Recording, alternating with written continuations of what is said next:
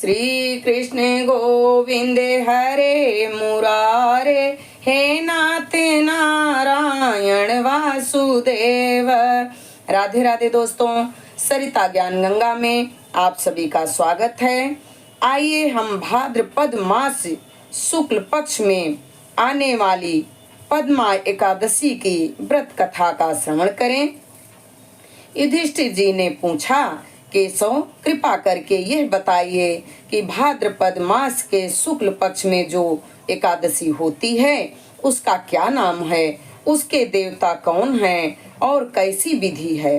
भगवान श्री कृष्ण जी बोले, राजन, इस विषय में मैं तुम्हें आश्चर्यजनक कथा सुनाता हूँ, जिसे ब्रह्मा जी ने महात्मा नारद से कहा था।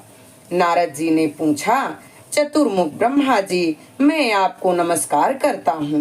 मैं भगवान विष्णु की आराधना के लिए आपके मुख से यह सुनना चाहता हूँ कि भाद्रपद मास के शुक्ल पक्ष में कौन सी एकादशी होती है। ब्रह्मा जी ने कहा, मुनि श्रेष्ठ, तुमने बहुत उत्तम बात पूछी है। क्यों ना हो तुम वैष्णव जो ठहरे। भादों के शुक्ल पक्ष की एकादशी का नाम पद्मा है।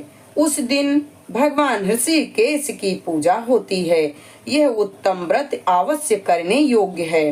सूर्य वंश में मान्यधाता नामक एक चक्रवर्ती राजा सत्य प्रतिज्ञ और प्रतापी राजऋषि हो गए हैं।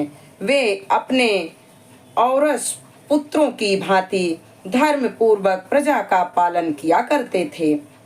उनके राज्य में अकाल नहीं पड़ता था, मानसिक चिंताएं नहीं सताती थी और व्याधियों का प्रकोप भी नहीं होता था। उनकी प्रजा निर्भय तथा धन धान्य से समृद्ध थी।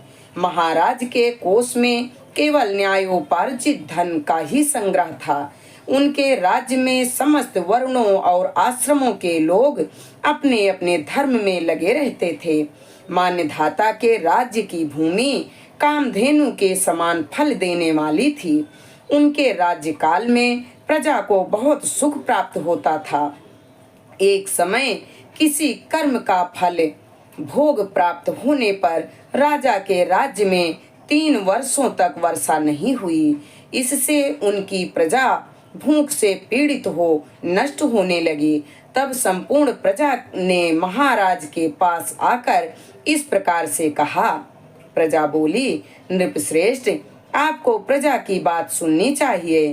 पुराणों में मनीषी पुरुषों ने जल को नार कहा है।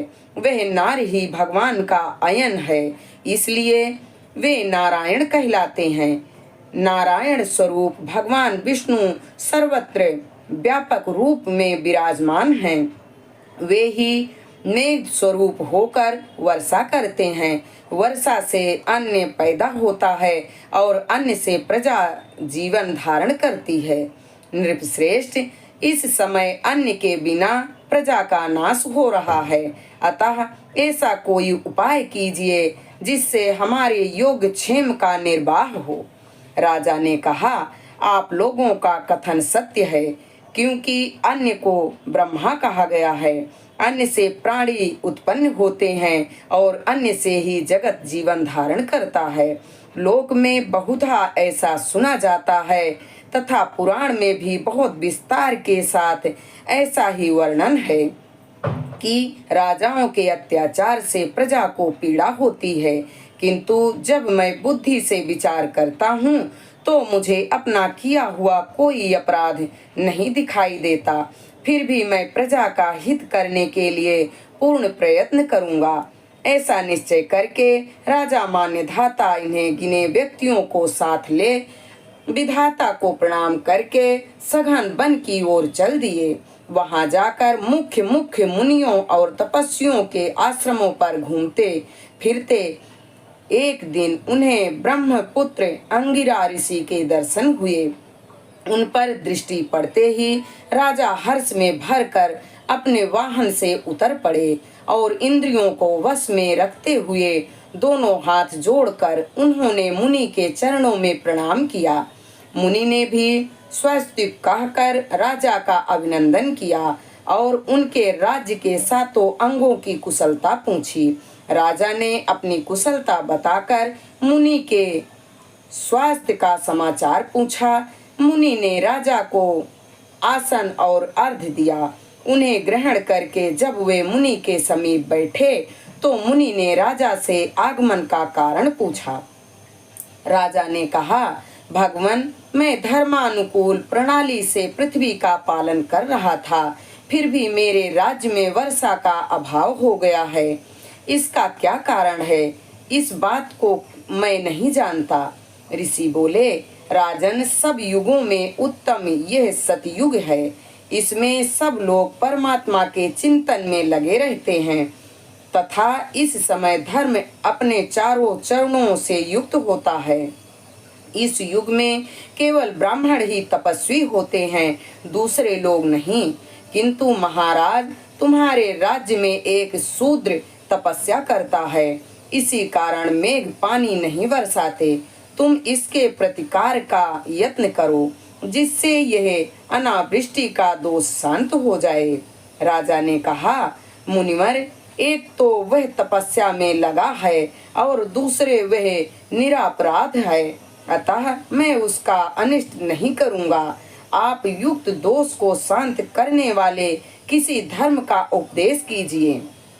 ऋषि बोले, राजन, यदि ऐसी बात है तो एकादशी का व्रत करो। भाद्रपद मास के शुक्ल पक्ष में जो पद्मा नाम से विख्यात एकादशी होती है, उसके व्रत के प्रभाव से निश्चय ही उत्तम वृष्टि होगी। नरेश, तुम अपनी प्रजा और परिजनों के साथ इसका व्रत करो। ऋषि के ये वचन सुनकर राजा अपने घर को लौट आए। उन्होंने चारों वर्णों के समस्त प्रजा के साथ भादों के शुक्ल पक्ष की पद्मा एकादशी का व्रत किया। इस प्रकार व्रत करने पर मेघ पानी बरसाने लगे, पृथ्वी जल से अपलावित हो गई और हरी भरी खेती से सुशोभित होने लगी। उस व्रत के प्रभाव से सब लोग सुखी हो गए। भगवान श्री कृष्ण जी कहते हैं, राजन, इस कारण इस व्रत का अनुष्ठान अवश्य ही करना चाहिए। पद्मा एकादशी के दिन जल से भरे हुए घड़े को वस्त्र से ढककर दही और चावल के साथ ब्राह्मण को दान देना चाहिए। साथ में छाता जूता भी देना चाहिए। दान करते समय निम्नलिखित मंत्र का उच्चारण भी करना चाहिए। बुधवार और श्रवण नक्षत्र के योग से युक्त द्वादशी के दिन वृद्ध श्रवण नाम धारण करने वाले भगवान गोविंद, आपको नमस्कार है, आपको नमस्कार है। मेरी पाप राशि का नाश करके आप मुझे सब प्रकार के सुख प्रदान करें। आप पुण्य आत्माओं जनों को भोग और मोक्ष प्रदान करने वाले तथा सुखदायक हैं। हे राजन, इसके पढ़ने और सुनने से मनुष्य सब पापों से मुक्त हो जाता है। यहाँ पर पद्मा एकादशी व्रत कथा संपूर्ण हुई। हरे राम राम राम हरे हरे, हरे कृष्ण कृष्ण कृष्ण हरे हरे। श्री लक्ष्मी नारायण भगवान के चरणों में हमारा कोटि कोटि प्रणाम स्वीकार हो।